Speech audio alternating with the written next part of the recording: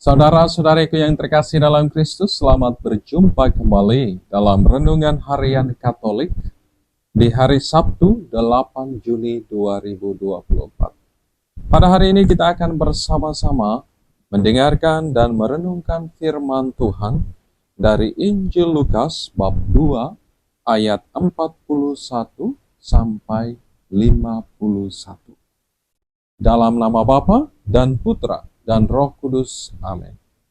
Tuhan bersamamu dan bersama rohmu. Inilah Injil Tuhan kita Yesus Kristus menurut Lukas. Dimuliakanlah Tuhan.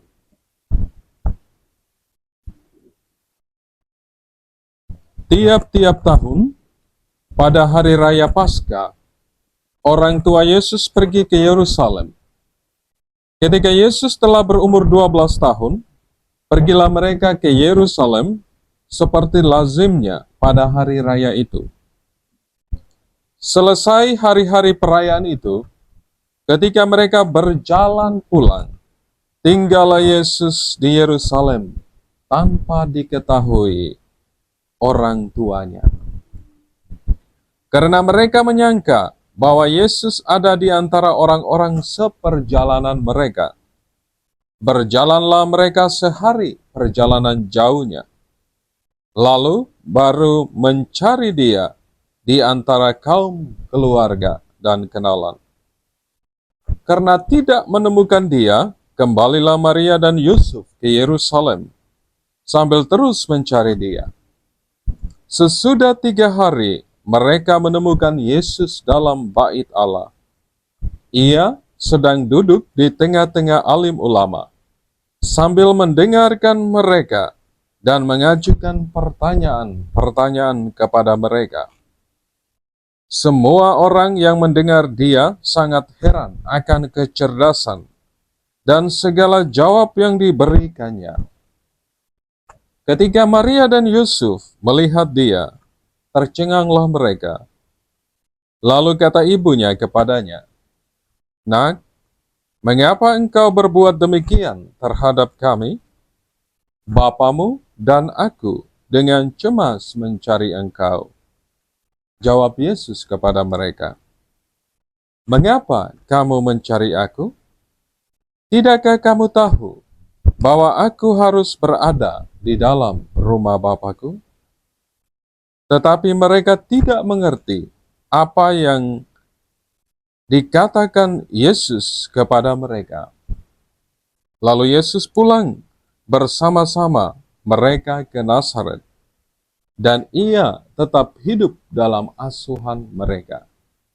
Dan ibunya menyimpan semua perkara itu di dalam hatinya.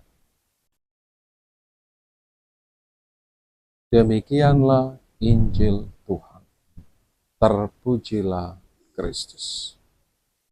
Saudara-saudariku yang terkasih dalam Kristus. Kemarin kita merayakan Hari Raya Hati Yesus yang Maha Kudus. Hari ini bersama gereja sejagat kita merayakan peringatan wajib Hati Tak Bernoda Santa Perawan Maria.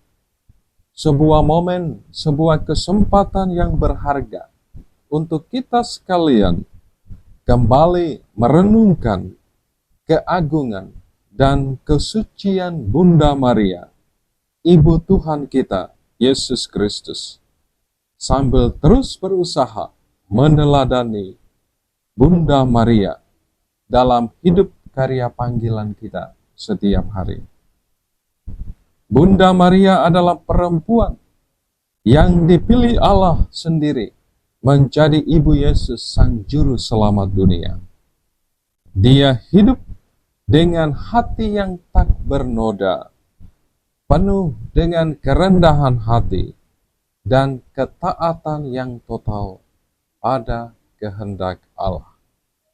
Saudara-saudariku yang terkasih dalam Kristus, ada 2 hal yang boleh saya sharingkan pada kesempatan ini untuk kita bersama-sama merenungkan pada peringatan wajib hati tak pernoda Santa Perawan Maria, dan dari perikop Injil yang telah kita dengar pada hari ini.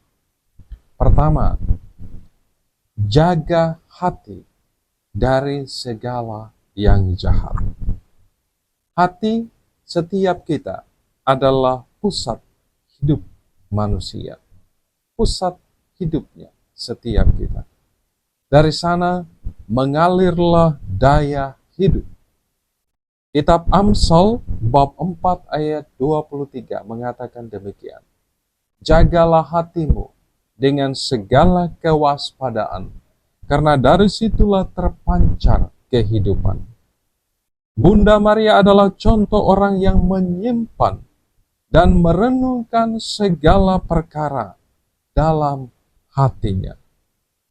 Ia tidak hanya menyimpan, tetapi merenungkan perkara agar mampu memaknainya dengan baik. Dari hati Maria terpancar kesetiaannya menjawabi panggilan Tuhan. Sejak menerima kabar gembira dari malaikat Gabriel, Maria telah membuka hatinya untuk menjadi murid Kristus yang sejati. Sesungguhnya aku ini hamba Tuhan, terjadilah padaku menurut perkataan. Hati yang mau berserah penuh, berserah total dalam penyelenggaraan Allah sendiri. Mari kita belajar menjaga hati kita dari setiap hal-hal yang menjerumuskan kita ke dalam kebinasaan, ke dalam kehancuran. Kita harus belajar dari Maria untuk mengarahkan hidup kita, mengarahkan hati kita kepada perkara-perkara surgawi, kepada apa yang sungguh menjadi kehendak Tuhan dalam hidup kita. Hal kedua yang boleh kita renungkan bersama melalui perayaan kita hari ini dan dari perikop Injil yang kita dengar. Melihat segala sesuatu dalam kacamata iman. Dari Maria, kita belajar bagaimana bersikap ketika kita secara pribadi diperhadapkan dengan berbagai macam situasi sulit, maupun pengalaman-pengalaman dalam hidup ini yang kadang membuat kita terluka, kecewa, dan sakit hati. Kita belajar bersama Maria untuk tetap tenang, tidak gegabah, dan belajar melihat segala perkara yang kita hadapi dalam hidup ini dalam kuasa dan kehendak Tuhan sendiri. Tentu hal ini membutuhkan iman, melihat segala sesuatu dalam kacamata iman. Iman memampukan kita untuk memandang segala peristiwa dalam terang Tuhan dan percaya bahwa tangan Tuhanlah bekerja dalam semua peristiwa hidup yang kita alami demi kebaikan kita. Iman membuat kita melihat dan menemukan Tuhan dalam segalanya, termasuk dalam peristiwa-peristiwa hidup yang membuat kita sedih dan terluka.